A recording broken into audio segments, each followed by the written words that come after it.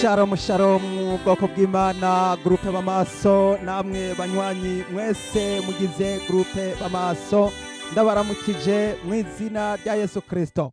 Muri kano kanya tugiye gukomeza amajambo y'Imana. Ndanezerejwe cyane kuko bene data bariko barakira iri jambo ry'ubugingo, iri jambo ry'ubutumwa bwiza ridukangurira kwakira no gusanganira umwami wacu Yesu Kristo kubera yuko agiye kugaruka. Jewe ngiye kuganira namwe nitwa Abeli Mbonimpa. Rero reka tuanze tuje imbere z'Imana dusenge. Data ugororoka mwami w'abami mu izina rya Yesu Kristo ndagushimiye kuri iri jambo mwami tujye gusangira n'ubwoko bwawe. Mwami w'icubahiro ndasengeye akanwa kanje, ndasengeye umutima wanje, ndasengeye ubwenge bwanje n'ivyumviro byanje byose, maze mwami ntabari jewe ariko abari wewe gusa wivugira. Ndabigushimiye mwami, ndasengeye abera bose, ndasengeye abasavye babo bose bagiye kumvira ijambo ryawe. Urakoze, haleluya, ubishimirwe mu izina ry'uwatwitangiye Yesu Kristo umwami wacu, amen. Tugiye kubandanya, tumaze iminsi twiga amajambo y'Imana atubwira ivy'inzamba ya gatandatu, akatubwira ivy'urwavya rwa gatandatu, akongera kandi akatubwira Yesu amena ibimatanije agashashara ka gatandatu. Muri iyi nzamba igira gatandatu hari ibintu byinshi cyane bikubiye muri aya majambo intumwa Yohana yanditse. Rero hano turabona Bibiliya itwereka neza yuko ibara rya kabiri riherana n'ivyahishuriwe Yohana 11 ku murongo wa 13. Hanyuma rero ku murongo wa 13 ku murongo wa 14 niho havuga ngo ibara rya kabiri riraheze irya gatatu rigira rize. Mwene data, iri bara rya gatatu tugira ngo turiceko amayange kubera yuko iri bara rya gatatu cyangwa ibi byago Yohana yaburiye bizoba ku isi bigira gatatu ni nzamba igira ndwi. Ubundi iyi nzamba igira ndwi isobanura intsinzi ntabanduka y'ubwami bw'Imana. Nukuvuga bigaragaza intsinzi ya Kristo cyane bigasobanura inganji ya Kristo. Bisobanurwa yuko abera bazoba baramaze kuruhuka, Imana izoba yamaze guhanagura amosozi yose ku maso yabo. Ayo majambo nayo tukaba tuyabona yuko atangurana n'igihimba ca 19. Ivyahishuro Yohana igihimba ca 19. Nukuvuga rero ibara rigira kabiri tumaze igihe twiga rirabandanya mu gihimba ca 12 mu vyahishuro Yohana, rikabandanya mu gihimba ca 13 mu vyahishuro Yohana, rikabandanya mu gihimba ca 14 n'ica 15 n'ica 16 n'ica 17 n'ica 18 mu vyahishuro Yohana. Ibi bihimba byose bigaragaza ukwikomantaza kwa Antikristo azoba ariko arashaka kugira ngo agerageze kugwanya Imana, agerageze guhonya no kumaririkanya abakristo munsi y'izuba canke kuzimanganya icitwa Imana gisengwa. Azogerageza kugira ngo yicare mu rusengero yerekana ngo ni Imana. Rero ivyo bihimba byose bigaragaza aya majambo y'ibara rigira kabiri. No kuvuga ngo mu bihe by'inzamba by'umumarayika wa gatandatu azoba ariko aravuza inzamba, ibi bihimba byose tudondaguye bigaragaza ibara rigira kabiri. Mwene data, amajambo y'ivyahishuro Yohana iyo uri kurayiga canke uyasoma ntabwo bigenda mu buryo bwa chronologique canke ntabwo bigenda bikurikirana ica mbere, ica kabiri, ica gatatu. Bigenda bihindagurika ariko biba bifise umugambi wo kuguha gusobanukirwa kugira ngo utahure ivyanditswe vyera. No kuvuga ngo ntabwo bigenda kimwe ku kindi ngo havuye icyaca hasubira iki. Hariho bimwe vyinjira namwo ariko kugira ngo bikugurura amaso. Mwene data, iyo turiko turasobanura kino gitabo cy'ivyahishuro Yohana ntabwo tuvuga tuti ibi bizotangura itariki ya mbere hanyuma ibi navyo bitangure bice bisubira ku itariki ya kabiri, ati ibindi navyo bice bisubira ku itariki ya gatatu. Ntabwo ariko bimeze mu gitabo cy'ivyahishuro Yohana. Nukuvuga yuko intumwa Yohana mu kuvyandika yagerageza gucishamwo asobanura kugira ngo asigurire abanditsi na bene data bariko bararungikirwa aya majambo kugira ngo basobanukirwe amabanga n'amakode n'ubupfindo n'insobanuro kugira ngo batahure. Twibuke yuko Yohana yarapfungiwe hariya mu kizinga c'Ipatimo, kandi ivyo yavyandika ari kumwe n'abamucunze, yari imfungwa, yari umunyororo. Nukuvuga rero vyashakirwa yuko yandika mu buhinga budasanzwe. Arico gituma uno munsi Mpwemu Yera ariko arasobanurira abakristo kugira ngo abakristo basobanukirwe, batahure, maze bamenye yuko iki gisato hano rero mu gihimba ca 11 turafise imirongo ishika kuri 5, umurongo wa 15 n'uwa 16 n'uwa 17 n'uwa 18 ndetse n'uwa 19. Iyi mirongo ishika kuri 5 rero iriko iraducira incamake itwereka intsinzi ntabanduka iri mu nzamba igira ndwi. Niyishatse kutwereka yuko intsinzi nubwo Antikristo azokwikomantaza muri iki gihe c'umumarayika wa gatandatu, nta bubasha azogira. Intsinzi yaramaze gutegurwa, porogaramu zaramaze gupangwa, kuko hano turabibona ku murongo wa 15 ivyahishuro Yohana gihimba ca 11 umurongo wa 15. Umutwe w'amajambo aravuga ngo ivy'inzamba igira ndwi. Umumarayika w'indwi avuza inzamba, mwijuru hakurikira amajwi arenga, ati ubwami bw'isi buhindutse ubw'umwami wacu n'ubwa Kristo wiwe, kandi azohora ahangamye ibihe bitazoshira. Ba bakuru 24 bicara ku ntebe zabo imbere y'Imana, bikubita hasi bubamye basenga Imana, bati turagushimye Mwami Imana ushobora byose, uriho kandi wamyeho, kuko wabiriye ububasha bwawe buhambaye ukima, kandi amahanga araraka, uburake bwawe buraza.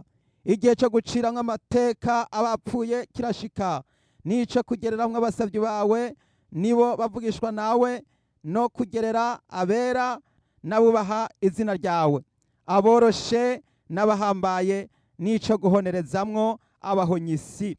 Urusengero rw'Imana rwo mwijuru rurugururwa, mu rusengero rwayo haboneka mw'isandugu y'isezerano ryayo, hakurikira imiravyo n'amajwi n'imituragaro no gutigita kw'isi n'urubura ruhambaye. Mwene data, iyi ni incamake y'ibizoba mu nzamba igira ndwi. Ni nk'uko woca ufata iyi mirongo 5 ukayitwara hariya mu gihimba ca 19, maze ugaca ubandaniririzako, ugaca utangura kuvuga ngo inganji ya Kristo, guhera mu gihimba ca 19, gihimba ca 20, gihimba ca 21 n'igihimba ca 22. Hajya turagaragarizwa neza yuko iyi nzamba igira ndwi itangurana na biriya bihimba, ariko umukundwa Yohana yabishize ngaha atari kuvuga yuko yihenze, yabishize ngaha kugira ngo atangure kwizeza abakristo. Muntu wese, nubwo uzoba uri mu bibazo, nubwo uzoba uri mu bigeragezo, nubwo uzobona ubukana n'ububasha bwa shetani, ntuzocika ivutu. Intsinzi iri mu minwe z'Imana, intsinzi iri mu minwe za Yesu Kristo. Haleluya! Ni nk'uko igihe Yesu bariko baramubamba, abantu bararira, ariko Yesu aravuga ati nimwiririre mwebwe n'abana banyu, kuko Yesu yarizeye yuko azozuka ku munsi ugira gatatu. Ariko umwana w'umuntu bizwi neza yuko upfuye biba biheze, ariko ku Mana ntibiba biheze. Nico gituma nubwo shetani azotonda urugamba kugira ngo agwanye abera, ariko intsinzi ni ntabanduka ku bana b'Imana. Haleluya! Intsinzi ni ntabanduka kubizera. Nico gituma rero hano turabona indirimbo babakuru batangura kuririmba. Uyu n'umunsi mukuru uzoba n'ibirori bizoba mu ijuru, igihe hazoba hariko haravuzwa inzamba igira ndwi, ngo babakuru 24 bicara ku ntebe zabo imbere y'Imana, bikubita hasi bubamye basenga Imana. Aya majambo basenze niyo ya majambo basenze igihe Yesu yazamuka atsinze anesheje isi, maze akaduga agahabwa ubwami n'ubwiza mu ijuru, akavyagira uburyo bw'Imana. Ayo majambo arabonekana mu vyahishije hano igihimba ca 5 umurongo w'8, igihe umwami wacu Yesu Kristo yaramaze kwabira ca gitabo vya binyabugingo bine n'abakuru 24 baca bikubita imbere y'uwo mwagazi bafise inanga bose n'inzavya z'izahabu zuzuye imibavu yo gusenga kw'abera, baririmba indirimbo nsha bati birakubereye kwabira igitsibo no kumena ibikimatanije, kuko wishwe ugacungurira Imana abo mu miryango yose no mu ndimi zose no mu moko yose no mu mahanga yose, ubacunguje amaraso yawe ukabahindura ubwami bw'Imana yacu no kuba abaherezi bayo, kandi bazoba abami mw'isi. Mana ihabwe icubahiro. Turabona n'ayandi majambo hepfo babandanije baririmba batazira Imana.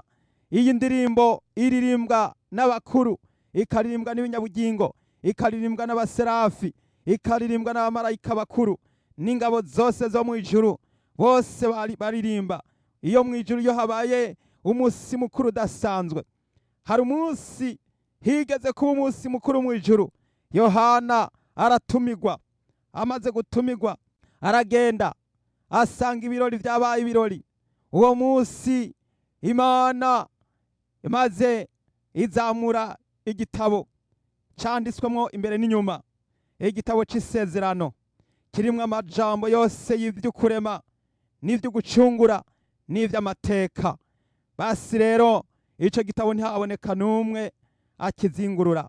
Yohana abona umwagazi w'intama asa n'uwishwe, ari we gusa ashoboye kwabira ico gitabo no kukizingurura no kumena ibikimatanije ndwi. Basi rero kubw'ivyo muri ico gihe iyo yari intango yuko umwami Yesu atangura kumena ibimatanije, umwami Yesu niwe azotangura gutanga uruhusha yuko igihe c'iherezo gitangura, canke yuko ivyago bitangura gusukwa kw'isi. Twibuke ko Yesu Kristo ari we jambo w'Imana. Yesu Kristo niwe Imana yakoresheje, kuko niwe jambo mu kurema isi n'ijuru n'ibirimo byose. Rero Yesu Kristo niwe yacunguye abantu, yemera kubapfira, yemera kuducungura, atubambirwa ku musaraba, hanyuma aranesha urupfu, anesha shetani n'abadayimoni. Nuko rero umwami Yesu ubugira gatatu niwe azokongera kugurura ico gitabo nanone, maze atangure kumena akamenyetso ka mbere gasanzwe kafashe ibimatanije ico gitabo. Hanyuma rero aca atangura guca amateka, ibihe vy'imperuka Yesu niwe azotangura kugurura. Mwene data, nagira ngo ngaho utahure yuko ivy'intambara z'igihe c'iherezo Imana izobona ko hageze, maze ibirekure, kuko ariyo izi byose kandi ibona byose.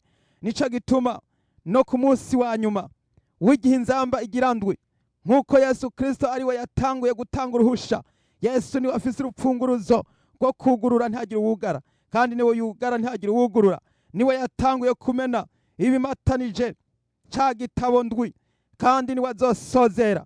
Rero bano bakuru 24 n'abamarayika bose bo mu ijuru n'abera bose bari mu ijuru bazoca batangura kuririmba ya ndirimbo baririmba ku munsi igihe w'intsinzi y'umwami wacu Yesu Kristo, igihe yazamurwa mu ijuru. Hano rero turabona yuko mu gihe cy'ivy'inzamba igira ndwi, nukuvuga ngo mu nsozero bano bakuru baca batangura kuzana ikimenyetso cerekana yuko ari umunsi w'ibirori bongeye kubaho, hongeye kuza ibihe vy'ibirori bidasanzwe. Nico gituma hano batanguye kuririmba ino ndirimbo. Hano turabona ku murongo wa 18 vyahishuriye Yohana 11 umurongo wa 18 harimwo incamake ivuga ngo, kandi amahanga araraka, uburake bwawe buraza, igihe cyo gucira nk'amateka abapfuye kirashika, nico kugereramwe abasavyi bawe nibo bavugishwa nawe, no kugerera abera n'abubaha izina ryawe, aboroshe n'abahambaye, nico guhonerezamwo abahonyisi.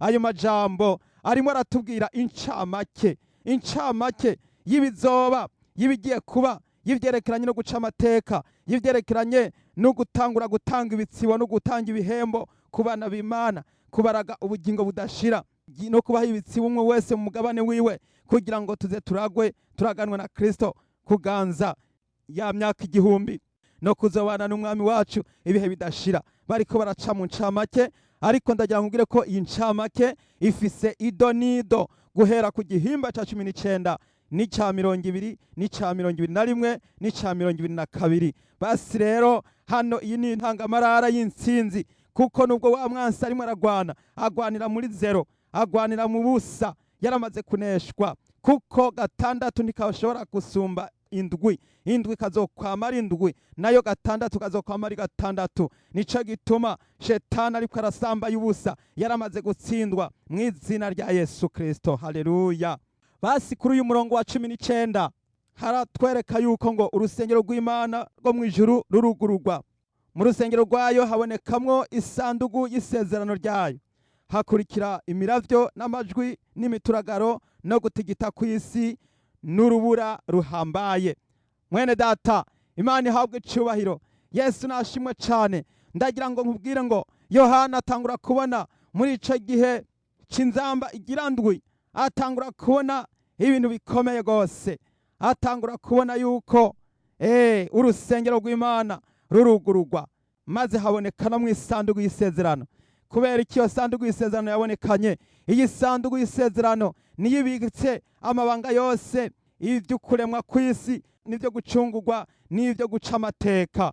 Iyi sandugu nukuvuga ngo niyamara kuja habona, nicerekana yuko ari intsinzi, ni darapo y'intsinzi ku Mana no kuri Kristo no ku bana b'Imana. Nico gituma iyi sandugu izoba itanguye kubonekana. Iyi sandugu niyo irimwo amabanga yose y'ivy'ubwami bw'Imana. Iyi sandugu niyo irimwo ibijanye na gahunda na programa yose y'ibintu vyose vyerekana yuko hazoba harigeze ku nsozero. Ari naco gituma ndimo ndakubwira yuko aya majambo n'amajambo atubwira yuko ari incamake y'irangizwa y'ivy'amateka.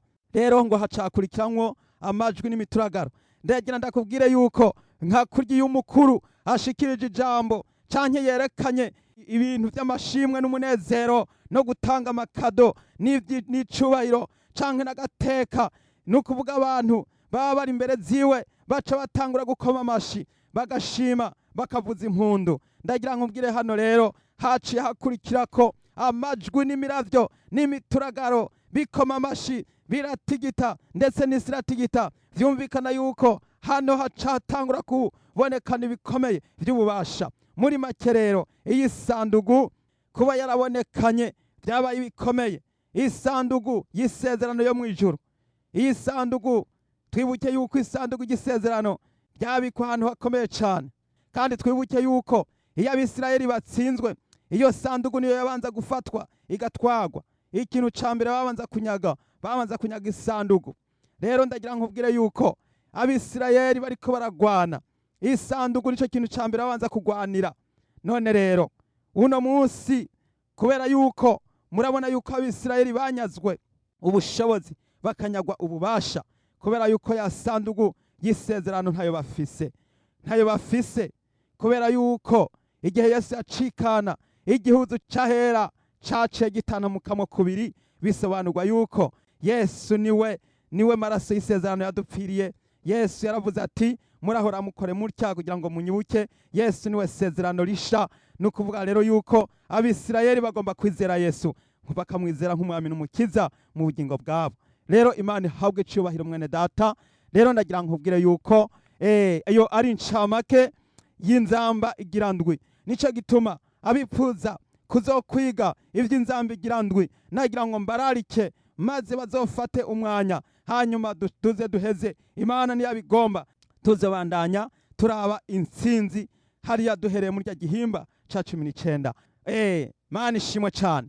Uno munsi rero nagira ngo nkubwire yuko nkuko nabivuze, igihimba ca 12 gushikana ku gihimba ca 18, ayo n'amajambo yose y'ibikorwa bizaba biriko biragaragaza ububasha bwo kwigaragaza no kwigira gakomeye kwa Antikristo, kandi n'isenyugwa ryiwe ribonekana mu gihimba ca 18.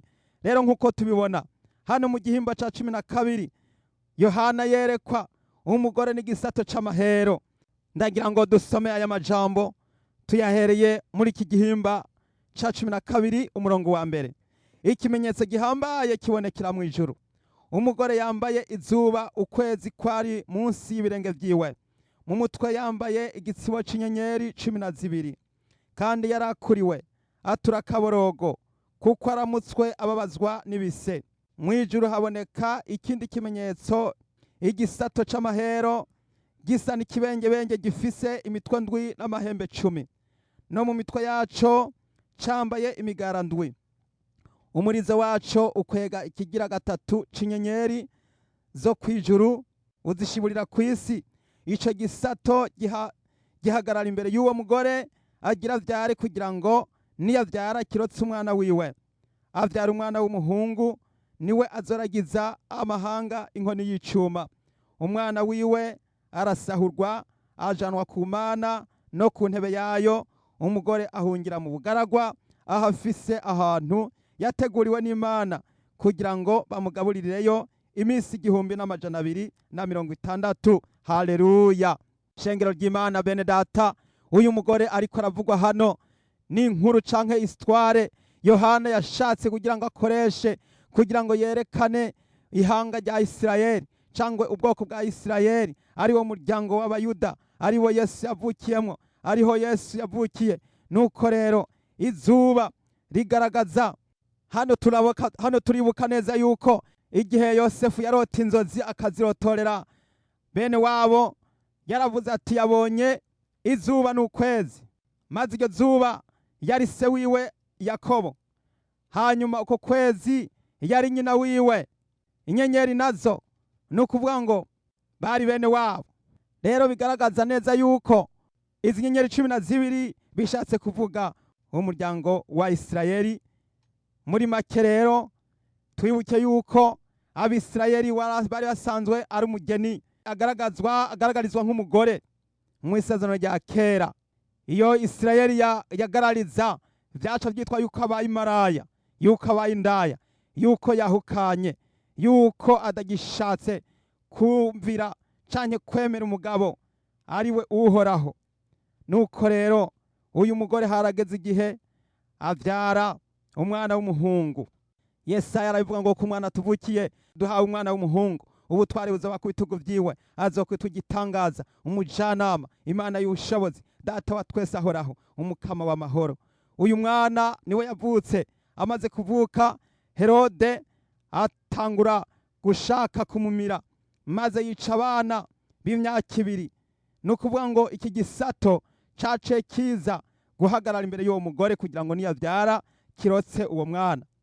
Misi yose y'ubwami buriko buravuka haba intambara, ariko Imana ihabwa icubahiro kuko ariyo izana intsinzi buri gihe. Ngo mw'ijuru haboneka ikindi kimenyetso gihambaye, iki gisato c'amahero gisa n'ikibengebenge gifise imitwe ndwi n'amahembe 10, nikigaragaza ubutware canke ubutegetsi bwo mw'isi. Ubu butegetsi bwo mw'isi nibwo buriko burashaka kugira ngo bugwanye agakiza, burwanye abasenga, burwanye ubwami bw'Imana. Nico ya nzoka ya mbere, nico gisato c'amahero. Ngo umurizo wacu kwega ikigira gatatu c'inyenyeri zo kw'ijuru uzishiburira kw'isi. Ico gisato ngo umurizo wacu kwega ikigira gatatu c'inyenyeri.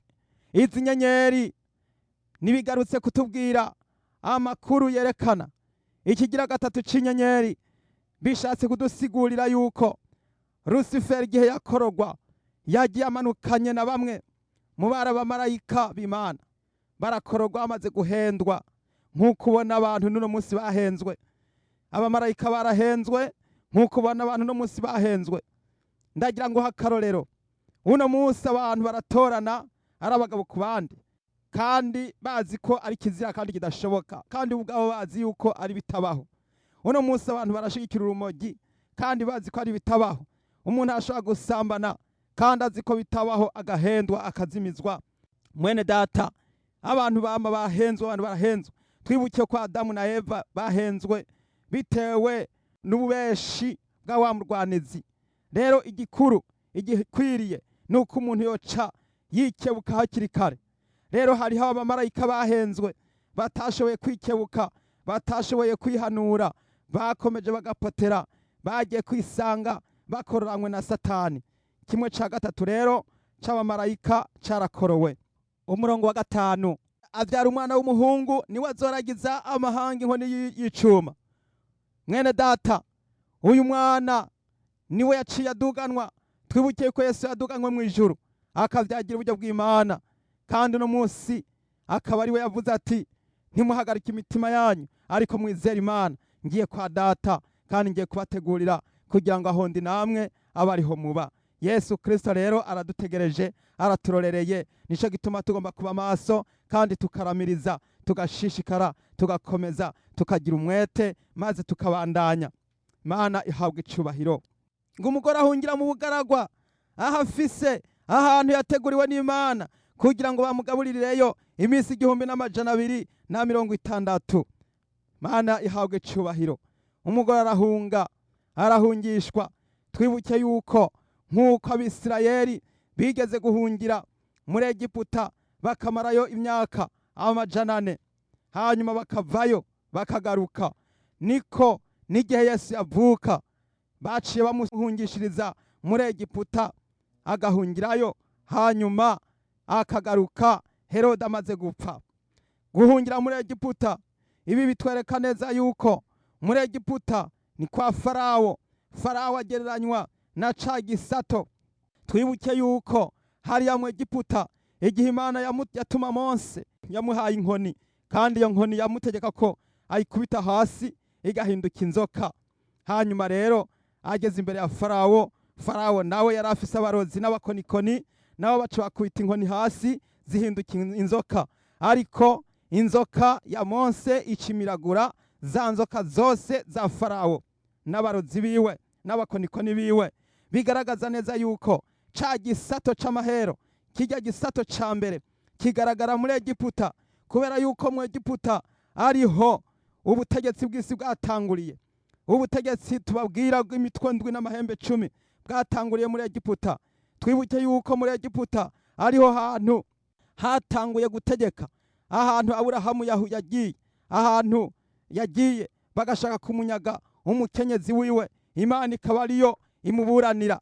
Ahantu Yakobo yahungiye, ahantu Yosefu ariwe banje kugurishirizwa, bakamutwarayo ari mfungwa, ariko agezeyo Imana ikakora ibitangaza, umuryango wose w'Abisirayeli ugahungirayo.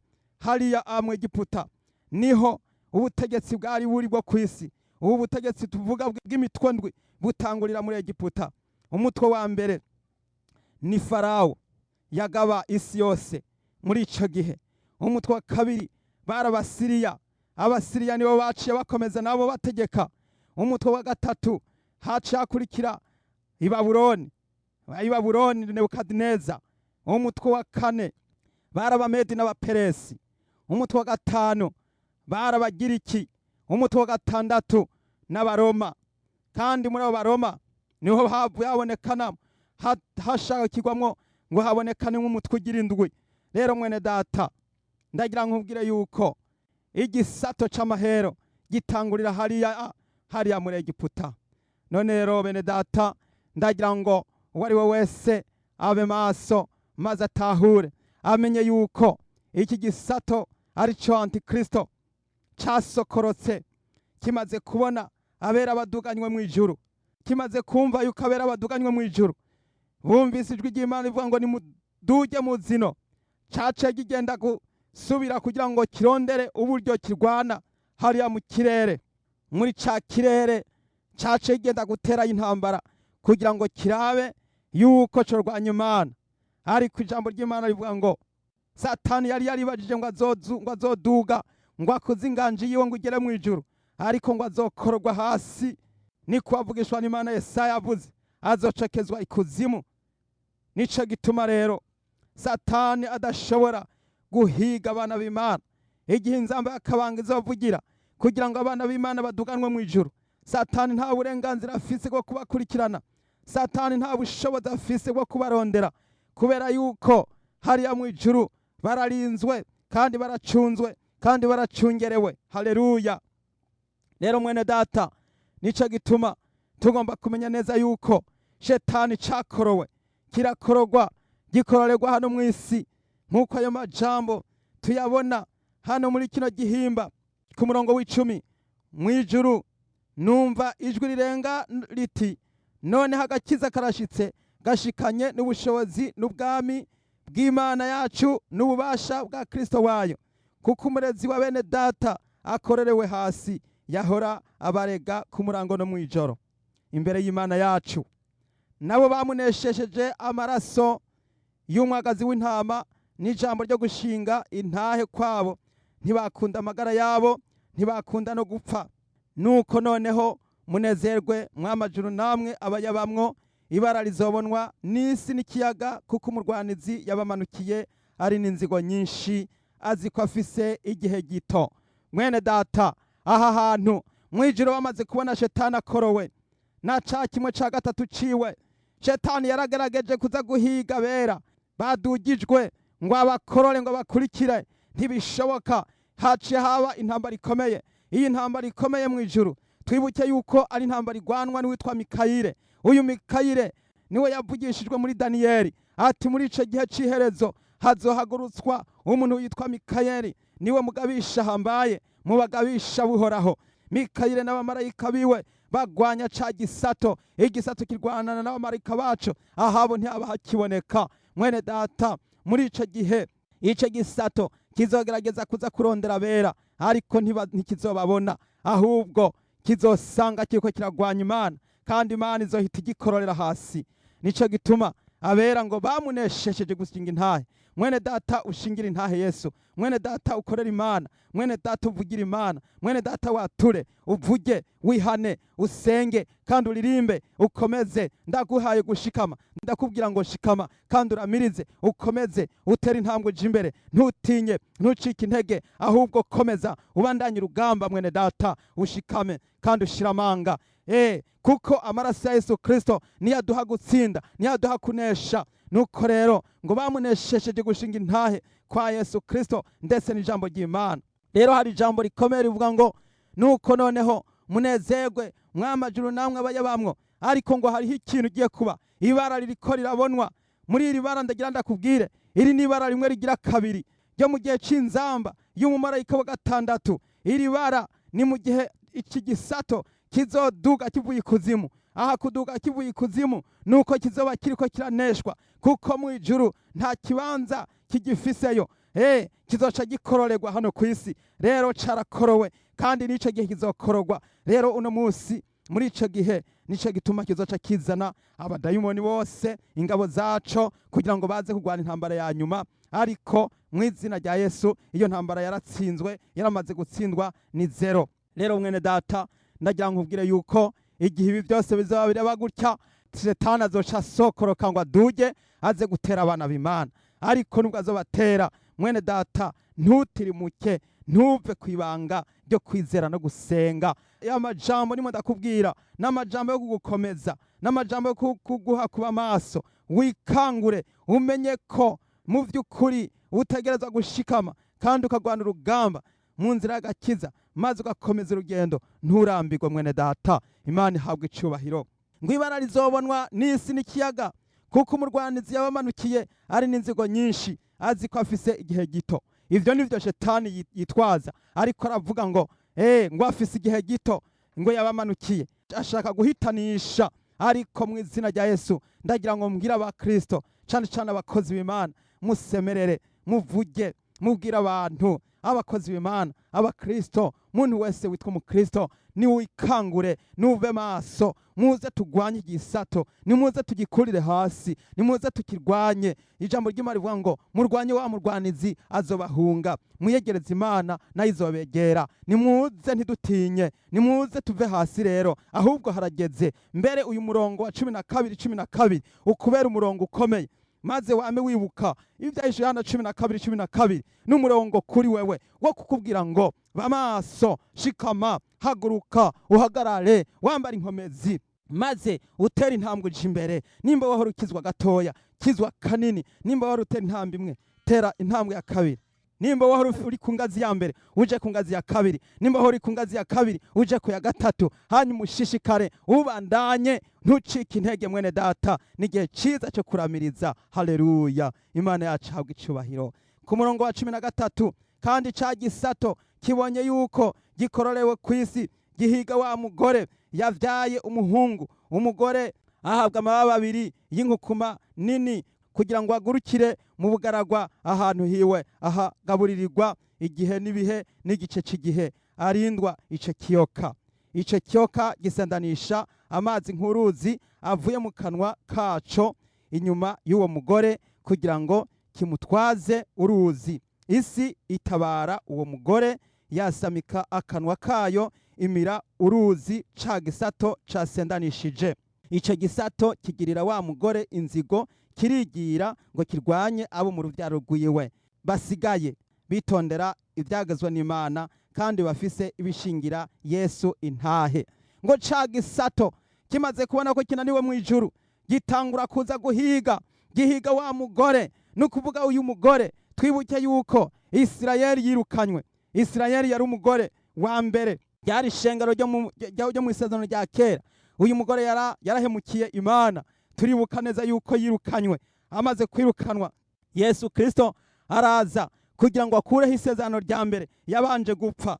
Murazi yuko umugabo yemererwa gutora uwundi mugore ari uko uwa mbere apfuye, canke ari uko umwe apfuye muri abo.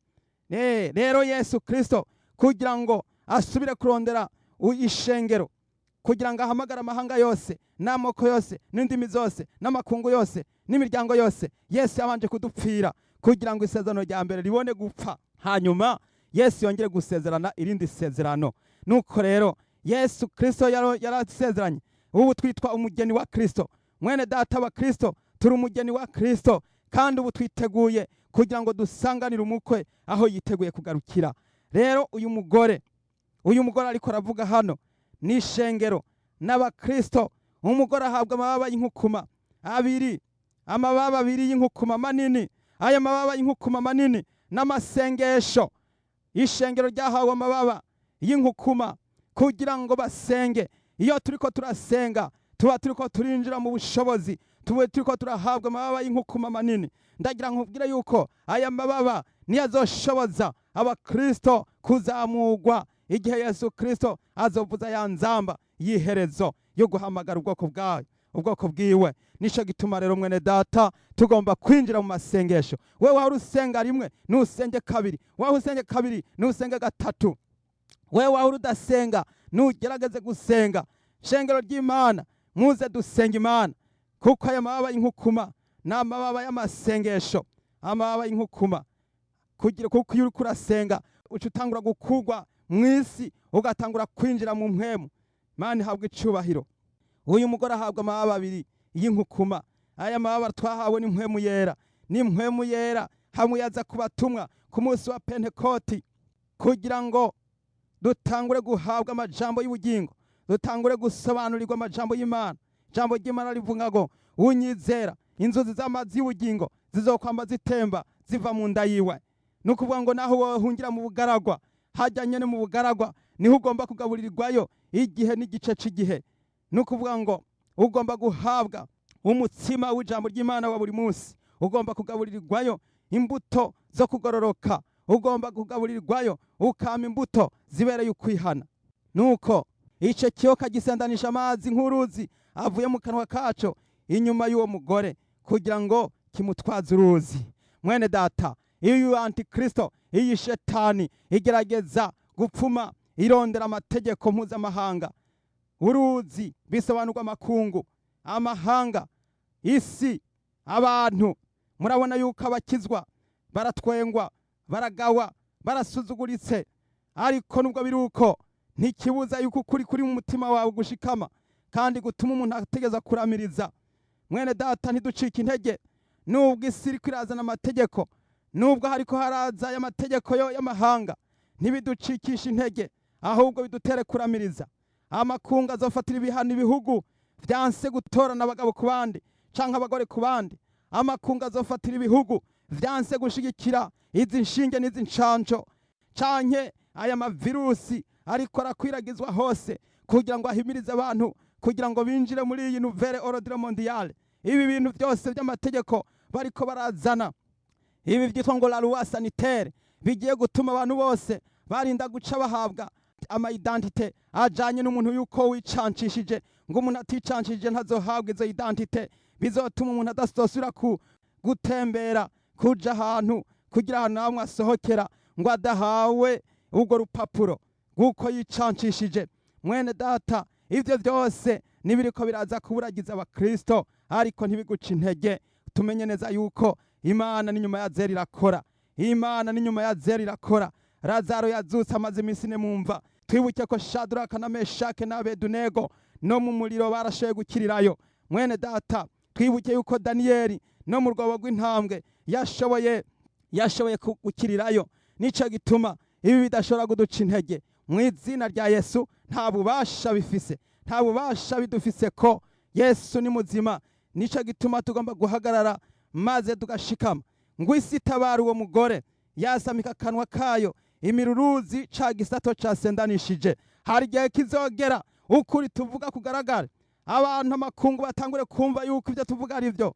Mwene data, ndagira nkubwire, hari n'ibyo bishobora kugera isi nukuvuga ngo abapagani canke abatarakizwa. Hano ndirwa ndabona abantu batari n'abakristo birirwa bari mu mabarabara baja mu myiyerekano biyamiriza bavuga bati ibi by'agapfukamunwa turavyamirije, ibi by'inshinge turavyamirije, ibi by'ububeshi byo gushaka kubesha amakungu turavyamirije. Rero ababisi bariko barabivuga uko kandi ari abisi. Nico cerekana hano uyu murongo ngo isi tabara uwo mugore. Byumvikana yuko abapagani nabo nyene bazogera igihe nabo barambigwe, biyamirize ivyo bintu by'ububeshi, biyamirize. Isi hazogera igihe haguruke itangure kuvuga ati nyamuni ibintu ntabwo ari byo, ibintu ntabwo ari ko biri. Nico gituma intambara Yesu Kristo yavuze ngo ntimuze mutinye nibabahama bakabarementaniriza canke bakabagiriza ibitari byo babampoye, ngo muze mushikame, muze munezerwe kuko amazina yanyu yanditswe mu ijuru. Haleluya.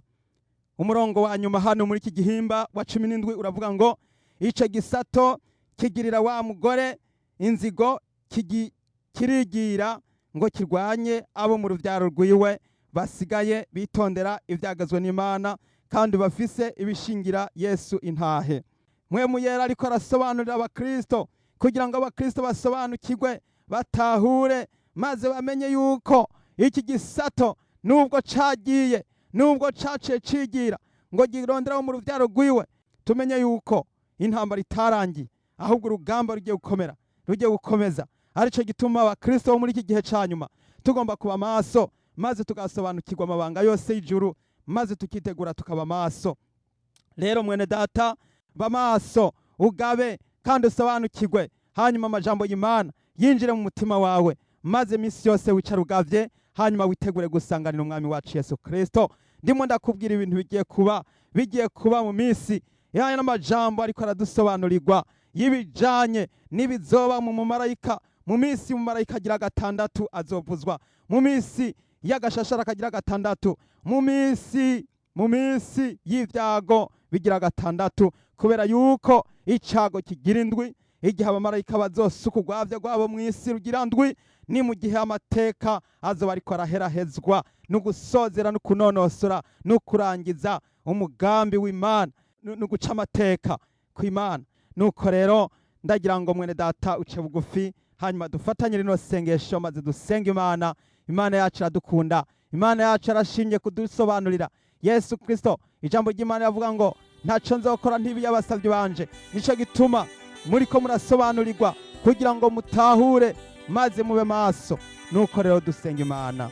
Wera Mana yacu yo mwijuru, ndaciye bugufi imbere zawe, ndagushimiye data ugororoka yuko ari uri kurasobanurira ubwoko bwawe batahuza amajambo y'ubugingo. Mwami, ndasengera ayo majambo kugira ngo data buja uwo ari we wese ahabwe kunaguka, ahabwe gusobanukirwa, ahabwe kumenya no gutahura. Ndabigushimiye nyakubahwa, maze iri jambo ryawe umuntu wese aryumvise yongere gufashwa no kubakwa. Mwami, ndasengera abantu bawe, ndasengera ubwoko bwawe. Ewe Yesu wanje, izina ryawe rihabwe icubahiro. Urakoze Mana, urakoze Yesu. Ndasabye amaraso ya Yesu Kristo aboneke kuri bene data bose. Amaraso yawe n'imbabazi n'ikigongo bitubonekeko, maze duhanagurwe ibyaha byose, maze twicare tugavye twiteguye kandi twitegure kugusanganira. Urakoze Mwami w'abami, ndabigushimiye data, mu izina rya Yesu Kristo umwami wacu. Amen.